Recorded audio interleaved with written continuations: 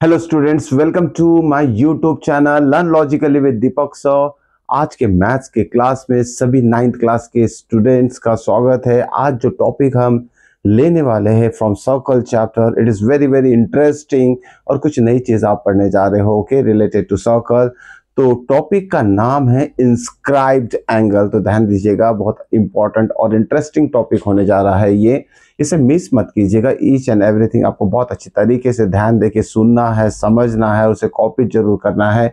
तो शुरुआत करते हैं हम इंस्क्राइब्ड एंगल से, किस तरीके से इंस्क्राइब्ड एंगल फॉर्म होते हैं ओके, इसकी प्रॉपर्टीज क्या है और इससे रिलेटेड क्वेश्चंस किस तरीके से पूछे जाएंगे, सारी चीजें हम आज के वीडियो में डिस्कस करने वाले हैं। तो शुरुआत करने से पहले चैनल को सब्सक्राइब जरूर कर लीजिएगा ताकि आने वाले इंपॉर्टेंट वीडियोस जो है उसका नोटिफिकेशन आप तक तुरंत पहुंच जाए, जल्दी से पहुंच जाए, ताकि नेक्स्ट वीडियो भी आप अच्छी तरीके से समझ ले ओके। तो शुरुआत करते हैं इंस्क्राइब्ड एंगल। तो पहले हेडिंग दे देते हैं inscribed angle okay, inscribed angle.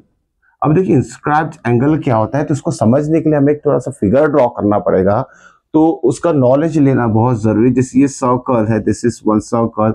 अब देखिए सर्कल की बहुत सारी चीजें ऑलरेडी मैंने सब चीज बता चुका हूँ क्या क्या होता है इसमें, लेकिन इस इंस्क्राइब्ड एंगल के बारे में देखिए जरा। अब इसमें क्या चीज हम इंस्क्राइब्ड एंगल फॉर्म करने के लिए यूज करने वाले हैं, यूज करने जा रहे हैं, तो उसके बारे में थोड़ा डिस्कस कर लेते हैं। अगर सर्कल का कोई भी एक पार्ट ले ले, यहाँ से यहाँ तक कट कर दिया, लेकिन कट नहीं होगा ये, इतनी पार्ट की बात करो, उसे डार्क बना देते हैं, थोड़ा dark line okay. So this one is called as the arc of a circle, okay, represented by suppose xy. xy is the arc which is a part of a circumference of a circle. Circumference मतलब ये complete जो गोला रहेगा, that is called as a circumference. जो curvature part रहेगा, that is called as a circumference of circle, okay. तो उसका ये जो पार्ट लेंगे, this is called as a minor arc. What this is called as minor arc, okay.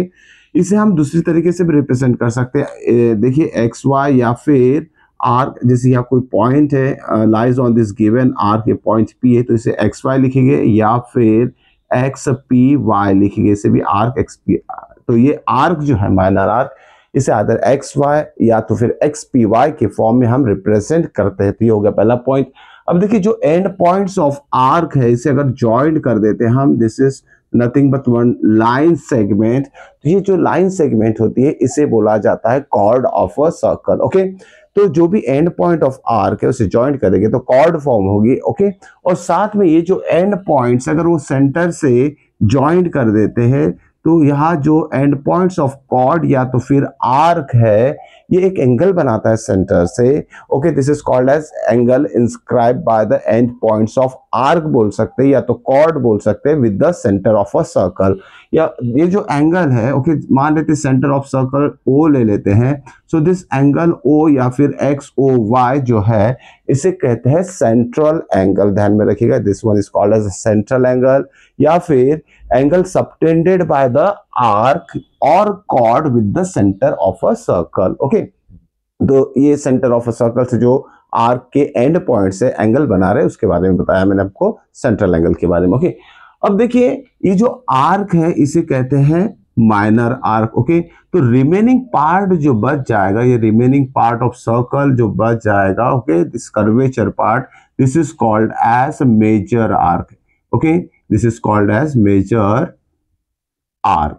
तो ध्यान दीजिएगा, रिमेनिंग पार्ट जो हो जाएगा मेजर आर्क होगा। इसे भी हम रिप्रेजेंट कर सकते हैं, जैसे या कोई पॉइंट ले लेते, क्यू ले लेते हैं, this major arc is represented by X Q Y. इसे भी हम कर्वेचर पार्ट ऊपर रिप्रेजेंट कर सकते हैं कर्वेचर पार्ट से। इसका मतलब ये होता है we are talking about arc of the circle. इस तरीके से एक सर्कल के कितने भी आर्क्स बन सकते हैं, लेकिन हम दो आर्क की बात कर रहे हैं, एक माइनर आर्क और रिमेनिंग जो रह जाएगा that is called as a major arc okay. अब देखिए यहाँ ये जो एंड पॉइंट्स है एक्स वाई, चाहे माइनर आर्क के रो या मेजर आर्क के रो, दोनों के जो एंड पॉइंट्स है एक्स वाई ही है ओके। अब देखिए अगर ये आर्क छोड़ दिया जाए, अगर ये आर्क छोड़ दिया, इस remaining part of the circle की बात करते हैं, और यहाँ कोई पॉइंट ले लेते हैं, जैसे ये क्यू ले लिया हूं मैंने, और इस क्यू पॉइंट का अगर एंड पॉइंट ऑफ कॉर्ड बोल सकते हैं, तो एंड पॉइंट ऑफ आर्क बोल सकते हैं। इसे अगर मैं ज्वाइन कर देता हूं तो एक एंगल बन रहा है, remaining part of the circle means in major arc में बन रहा है। इस मेजर आर्क में ये एंगल बन रहा है ओके। तो हमें इस एंगल को ही बोलना है इंस्क्राइब्ड एंगल। ओके, ध्यान में रखिएगा, inscribed angle in the remaining part of the circle. Okay, तो यहाँ जो ये इंस्क्राइब्ड एंगल फॉर्म हो रहा है, this is what Q, so this inscribed angle is always related with this central angle. Okay, ध्यान में रखिएगा।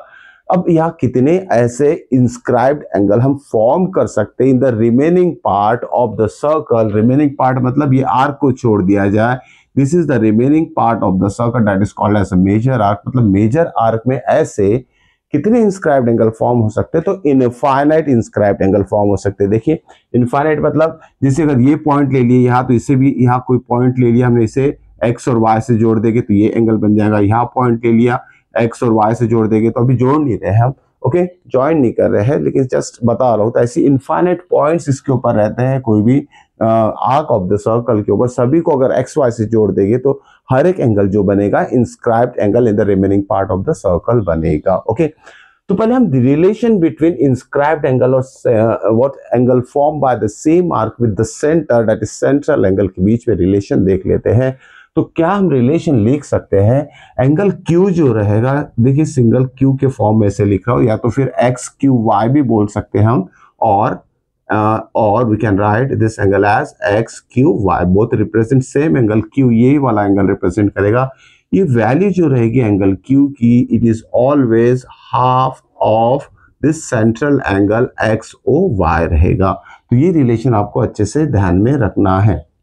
Okay, angle inscribed in the remaining part of the circle is always half of the central angle। तो वो चीज लिख चुके हैं हम, मतलब value of this angle Q कितना रहेगा, half of this angle O रहेगा। ओके, तो समझ में आ चुकी है बात। So this is the inscribed angle property. अब देखते हैं इसमें कितने inscribed angle remaining part of the circle में फॉर्म होते हैं। तो जैसे कि मैंने यहाँ डिफरेंट पॉइंट्स अभी थोड़ी देर पहले डिस्कस किया हो, अगर इसे ज्वाइंट कर देते हैं एक्स और वाई से, तो ये एक और एंगल बन गया, इसका नाम देते PQR दे देते इसका नाम, या और एक पॉइंट ले लेते। देखिए बहुत सारे एंगल नहीं बनाना है, 3-4 एंगल अगर बना के देखते हैं हम, उसमें रिलेशन क्या बनेगा, क्या फॉर्म होगा आपस में, वो चीज हम समझने वाले हैं। तो देखिए एक और पॉइंट ले लिया हमने PQ, जैसे ये R, ये S पॉइंट हो गया, इसे भी हम क्या करेंगे, ये जो X पॉइंट है इससे और Y से इसे कनेक्ट कर देंगे, जॉइंट कर देंगे। तो यहाँ में मुझे और इंस्क्राइब्ड एंगल फॉर्म होते नजर आ रहे, एंगल R, एंगल S। चलिए एक और पॉइंट लेते हैं, PQRST ले लेते हैं, ठीक है, और इसे भी मैं जॉइंट कर दूंगा Y और X के साथ, which are the end points of the chord बोल सकते हैं, तो माइनर आर्क बोल सकते हैं। अब देखिए कितने सारे इंस्क्राइब्ड एंगल बन चुके हैं, लेकिन हर एक इंस्क्राइब्ड एंगल यहाँ जो फॉर्म हो रहे हैं उसका रिलेशन जो रहेगा सेंट्रल एंगल के साथ सेम वो ही रहेगा जो कि एंगल Q बना रहा है। मतलब एंगल Q अगर हाफ ऑफ सेंट्रल एंगल रहेगा तो एंगल R भी half of the central angle रहेगा, S भी half of the central angle रहेगा, T भी half of the central angle रहेगा। कितने भी number of inscribed angle in the remaining part of the circle या तो मेजर आर्क में बनते हैं, उसका जो वैल्यू रहेगी half of the central angle ही रहती है, ध्यान में रखिएगा। अब ये सारे एंगल जो हैं, जो कि मैंने यहाँ लिखा हो R, S, Q, T जो है, सारे angle half of the central angle है। मान लेते हैं सेंट्रल एंगल कितना दिया है, 60 डिग्री दिया है सेंट्रल एंगल, मतलब एंगल O दिया है 60 डिग्री। ओके, मान लेते हैं, इमेजिन करो कि एंगल O की वैल्यू कितनी दी है, 60 डिग्री दिए है। अब एंगल Q कितना हो जाएगा, angle Q is equal to कितना होगा, देखते हैं एंगल Q क्या है, half of the central angle, half of the angle O। Angle O कितना है, 60 डिग्री, तो 60 डिग्री लिख दिया, 2 से कट हो गया, ये 30 डिग्री आएगा। वैसे ही एंगल Q के साथ S भी कितना हो जाएगा, हाफ ऑफ द 60 डिग्री, तो एंगल S भी आ जाएगा 30 डिग्री। एंगल R कितना होगा, एंगल R भी कितना आ जाएगा, हाफ ऑफ द 60 डिग्री, यानी 30 आ जाएगा। एंगल T कितना होगा, एंगल T भी हाफ ऑफ द 60 डिग्री। तो मुझे ये नजर आ रहा है कि जितने भी इंस्क्राइब्ड एंगल है सभी की वैल्यू सेम आ रही है। इससे हम ये बोल सकते हैं whatever be the number of angle inscribed by the minor arc in the remaining part of the circle, ये minor arc जो है उसके एंड पॉइंट जो है remaining part of the circle में जितने भी एंगल इंस्क्राइब्ड कर रही है, ऑल दीज एंगल्स जो रहेंगे, सारे एंगल का मेजर जो रहेगा वो इक्वल रहेगा, मीन्स ऑल एंगल्स। ओके, लिख सकते हैं हम यहाँ angle R is equal to S is equal to Q is equal to angle T। और भी जितने भी एंगल फॉर्म हो गए, angle in the same part of the circle जो रहेंगे वो इक्वल मेजर के रहेंगे। ओके, तो सारे जो इंस्क्राइब्ड एंगल रहेंगे इन द रिमेनिंग पार्ट और the same part of the circle, जो कि कॉर्ड के, देखिए कॉर्ड या कॉर्ड ही बोल सकते हैं हम, कॉर्ड के इस साइड में जितने भी इंस्क्राइब रहेंगे एंगल रहेंगे सारे सेम मेजर के रहेंगे, सेम वैल्यू रहेगी उसके एंगल की। ठीक है, तो इतना पार्ट आपको होप सो कि समझ में आ चुका है। अब देखिए इसमें और एक चीज आएगी, जैसे ये कॉर्ड हो गया, ठीक है, एक्स वाई कॉर्ड हो गया, ये हम बात कर रहे कॉर्ड के इस साइड, जिस साइड में सेंटर है वहां जितने भी एंगल इंस्क्राइब कर रहे हैं वो एंगल इक्वल हो जाएगा। अगर क्या होगा, अगर सेम साइड से माइनर आर्क में ही अगर कोई एंगल अगर फॉर्म हो जाता है इस तरीके से, तो इसका मेजर हम कैसे फाइंड आउट करेंगे, अब उसके बारे में थोड़ा डिस्कस कर लेते हैं। ठीक है, तो चलिए पहले ये पार्ट तो हो गया हमारा। नए फिगर के साथ हम दूसरे इंस्क्राइब्ड एंगल की बात करते हैं। Okay, angle inscribed bye the arc. Okay, angle inscribed in the same arc of the circle. Same arc का मतलब होता है माइनर आर्क, जो कि हमने अभी बताया है। चलिए एक सर्कल ड्रॉ करते हैं, जैसे ये सर्कल हो गया, this is a circle. Okay, this one is a centre and this one is a cord, जो कि अभी थोड़ी देर पहले हमने एक्स वाई से रिप्रेजेंट किया था। This is centre O. अब देखिए इसमें रिमेनिंग पार्ट, मतलब दूसरी जिस साइड में सेंटर था उस साइड में जितने भी इंस्क्राइब्ड एंगल है वो तो हमने डिस्कस कर लिया, उसकी वैल्यू सेम रहती है और half of the central angle रहती है। अब देखिए अगर कोई angle same in the same arc form हो रहा है, सेम आर्क माइनर आर्क में फॉर्म हो रहा है, जैसे इसे P ले लेते हैं, इस एंगल P की बात करें या तो XPY की बात करें, तो ऐसे इंस्क्राइब्ड एंगल को inscribed angle in the same arc of the circle, same minor arc of the circle अगर फाइंड आउट करना है तो उसके लिए क्या करेंगे हम। ठीक है, तो देखिए एक चीज मैं पहले आपसे डिस्कस करना चाहूंगा, जैसे ये पॉइंट है या तो एक लाइन है। ओके, लाइन के ऊपर एक पॉइंट ले लेते हैं, this is a point P suppose, या तो कोई पॉइंट इसमें ले लेते हैं, M ले लेते हैं। ओके, अब देखिए angle on a straight line कितना रहता है, 180 डिग्री रहता है, right. Angle on a straight line कितना रहता है, 180 डिग्री। तो ये एंगल हो गया 180 डिग्री। ओके, तो ये ऊपर वाला 180 रहेगा तो नीचे वाला भी 180 रहता है, ध्यान में रखिएगा। 180 प्लस 180 कितना हो जाएगा, 180 एंड दिस वन इज 180। तो पूरा कंप्लीट सर्कल यहाँ फॉर्म हो रहा है, किसी भी सर्कल का कंप्लीट एंगल कितना रहेगा, 180 plus 180 is equal to 360 degree रहेगा। ओके, तो एक कंप्लीट सर्कल का जो मेजर रहता है, ओके, वो कितना रहता है, 360 डिग्री रहता है, मेजर ऑफ एनी सर्कल, ध्यान में रखिएगा, इट्स वेरी वेरी इंपॉर्टेंट।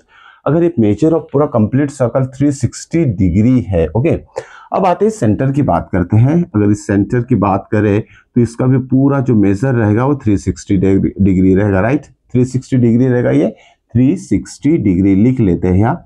अब देखिए जो एक्स वाई जो है, these two points are the end points of chord बोल सकते हैं, chord एक्स वाई बोल सकते हैं, या तो arc minor arc X P Y बोल सकते हैं, minor arc P X P Y बोल सकते हैं। और इसको अगर हम ज्वाइंट कर देते हैं सेंटर ओ से, सपोज सेंटर ओ से ज्वाइंट कर देते हैं, तो यहाँ जो एंगल बन रहा है, इस एंगल की बात करें हम, this is called as a central angle. थोड़ी देर पहले हम डिस्कस कर चुके हैं। अब ये सेंट्रल एंगल मान लेते हैं कि इसकी कुछ पर्टिकुलर वैल्यू अगर दी है, ओके, इसकी पर्टिकुलर वैल्यू अगर दी है, मान लेते हैं कि इसका जो वैल्यू है 60 डिग्री है। ओके, इतना जो एंगल है यहां से लेके यहां तक अगर वो 60 डिग्री है, तो रिमेनिंग पार्ट जो है, remaining part of this, okay, centre से रिलेटेड जो रिमेनिंग पार्ट है, इसका मेजर कितना हो जाएगा, 360 में से 60 सब्सट्रैक्ट कर देंगे, ये आ जाएगा 300 डिग्री। ओके, जिससे कि कंप्लीट सर्कल का मेजर आ जाएगा। होप सो कि ये आपको समझ में आया होगा कि सेंट्रल एंगल अगर 60 डिग्री है तो रिमेनिंग जो एंगल रहेगा, okay, this one is 300 degree. अब ये दोनों एंगल जो है इसे क्या कहते हैं वो समझ लेते हैं। जैसे एंगल ये दिया है X O Y, okay, angle X O Y है, X O Y, it is called as a central angle. Okay, अगर मान लीजिए सेंट्रल एंगल की वैल्यू दी है और रिमेनिंग एंगल जो है उससे जुड़ा हुआ जो है उसकी वैल्यू निकालना है, और उस एंगल को क्या कहते हैं, ये जो रिमेनिंग एंगल, जिस एंगल है जिसकी मेजर हमें 300 मिला है, 300 डिग्री, इस एंगल को कहते हैं reflex of this given angle. Okay, reflex of central angle भी बोल सकते हैं। तो एक्स ओ वाई जो है, एक्स ओ वाई, ये सेंट्रल एंगल हो गया, सेंट्रल एंगल हो गया। ओके, और जो रिमेनिंग एंगल रहेंगे इसको हम रिप्रेजेंट कर सकते हैं reflex of central angle X O Y. तो वो क्या रिप्रेजेंट करेगा, तो उसको स्पेसिफिक नेम देने से अच्छा ये नाम दे दिया reflex of X O Y. अगर लिख लेते हो तो ये क्या रिप्रेजेंट करेगा, ये इतना पार्ट क्या रिप्रेजेंट करेगा, reflex of X O Y. इस एक्स ओ वाई का रिफ्लेक्स मतलब ये रिमेनिंग एंगल रिप्रेजेंट करेगा। That is nothing but what, कितनी वैल्यू आएगी इसकी, 360 minus 60 degree. Okay, 360 degree minus 60 degree. अगर इसके फॉर्मूले के फॉर्म में अगर कन्वर्ट करना है हमें, फॉर्मूले के फॉर्म में मान लेते हैं अगर ये 60 डिग्री नहीं है, इसे थीटा ले लेती है, सेंट्रल एंगल जो है इसे मान लेते ये है theta. Then reflex of angle X O Y कितना हो जाएगा, this is what O centre. तो reflex of X O Y कितना हो जाएगा, 360 डिग्री माइनस थीटा हो जाएगा। होप सो कि ये reflex angle of central angle आपको समझ में आ गया होगा। कभी भी reflex angle of central angle अगर आपको पता करना है तो उसके लिए आपको ये फॉर्मूला यूज करना पड़ेगा। ओके, रिफ्लेक्स मतलब रिमेनिंग एंगल जो रहेगा उसकी वैल्यू इससे निकाल सकते हैं 360 माइनस सेंट्रल एंगल।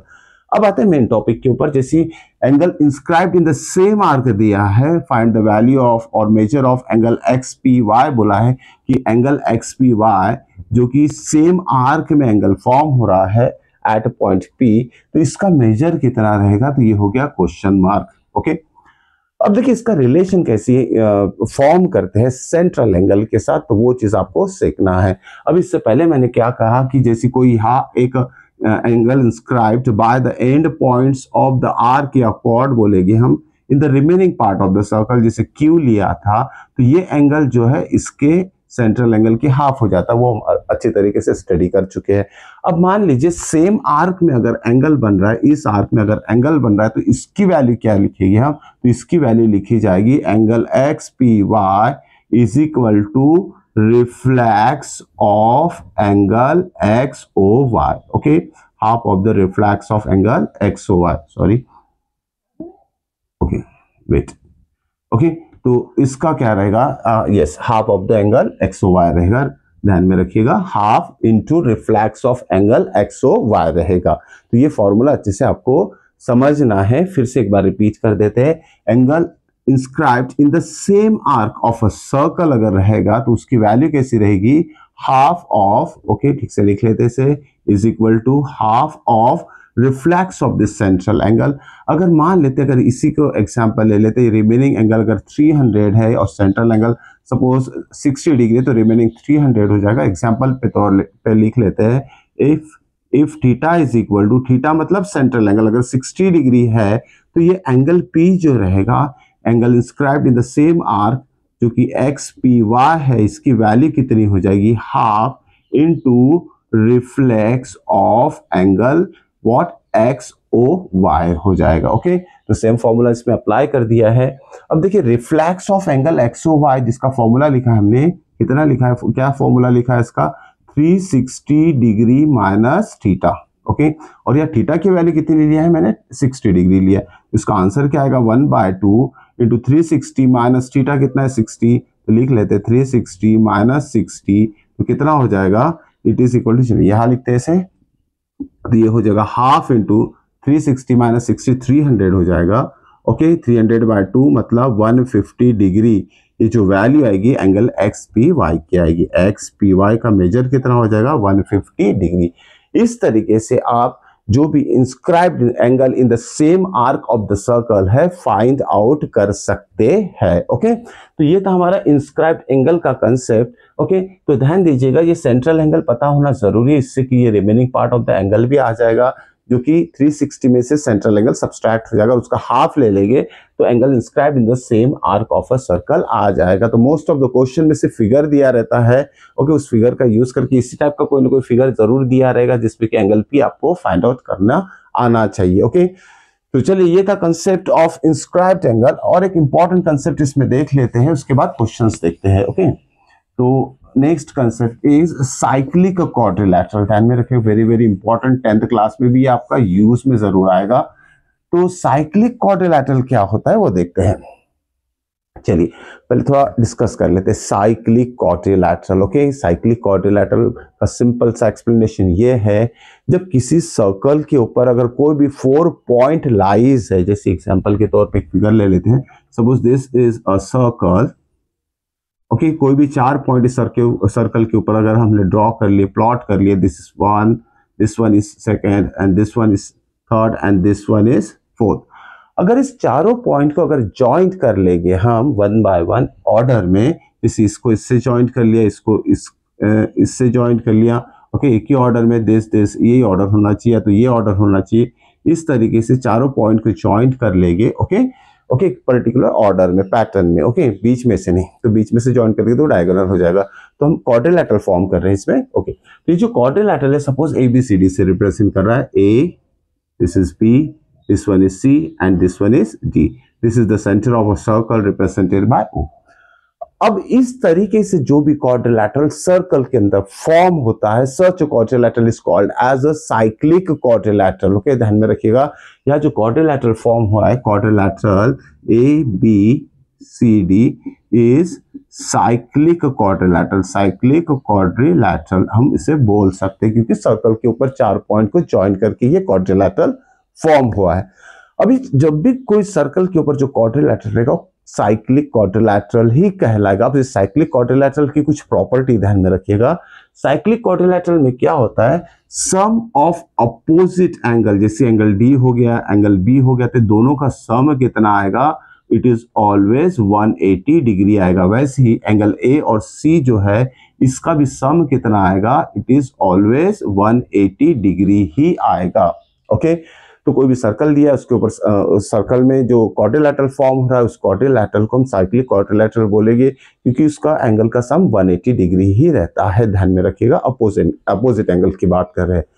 अब इसको और अलग तरीके से कैसे बुलाया जाता है, कॉल किया जाता है, तो बोला जाता है, देखिए, ओके, यहां बोलेंगे हम, देखिए, सर्कल बाहर है, क्वाड्रिलैटरल अंदर है। वर्डिंग बहुत अच्छी तरीके से आपको समझना है क्योंकि बहुत बड़ा कंफ्यूजन बच्चों को यही वर्डिंग में होती है, समझ नहीं पाते सेंटेंस का मीनिंग, तो आप लोगों को बहुत अच्छी तरीके से इसे समझना है। मैं लिखकर भी बताऊंगा। या क्या बोलेंगे, सर्कल, सर्कल यहां जो दिया है, सर्कल